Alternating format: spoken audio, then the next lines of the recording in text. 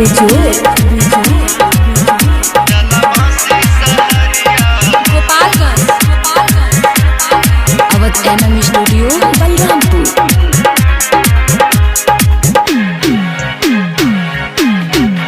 ए धनी काला ताई अरिया हो चला बासी सहरिया हो। ए धनी काला ताई अरिया हो चला बासी सहरिया हो। मेला लागल बा पंडाल साजल बा, मेला लागल बा पंडाल साजल बा, जोता वाली के दुअरिया हो।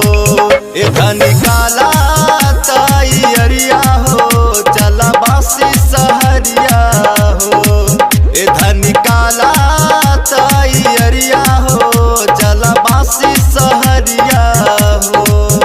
मेला लागल बा पंडाल साजल बा, मेला लागल बा पंडाल साजल बा, जोता वाली के दुअरिया हो। ए धनी काला ताई अरिया हो चला बासी सहरिया हो।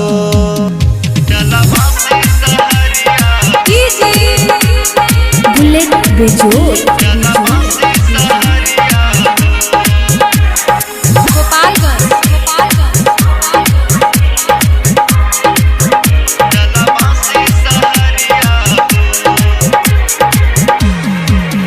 मन भावन लागे माई के दुअरिया हो। मन भावन लागे माई के दुअरिया हो। किन के लाइल जाई अवध MM स्टूडियो बलरामपुर।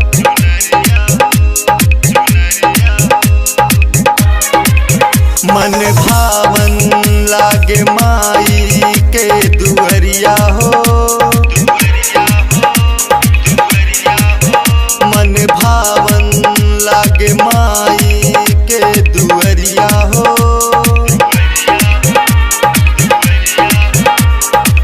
किन के लाइल जाई नरिया चुनरिया हो। लागेला वही जा भीड़ ये माई ऑटो पहरिया हो। ए धनी काला ताई अरिया हो चला बासी सहरिया हो। ए धनी काला ताई अरिया हो चला बासी सहरिया हो। बुलेट बेजोड़ गोपालगंज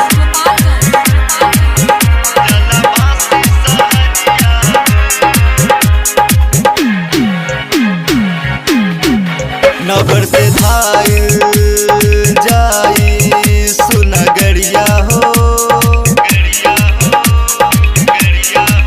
नगर से धाइल जाई सुनगरिया हो। किन लिहल जाई सनई से घुसड़िया हो।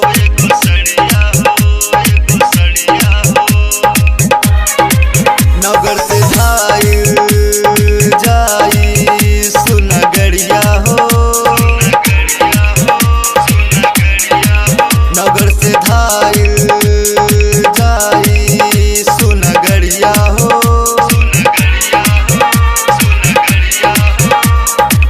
किन लिहल जाई सनई से घुसड़िया हो।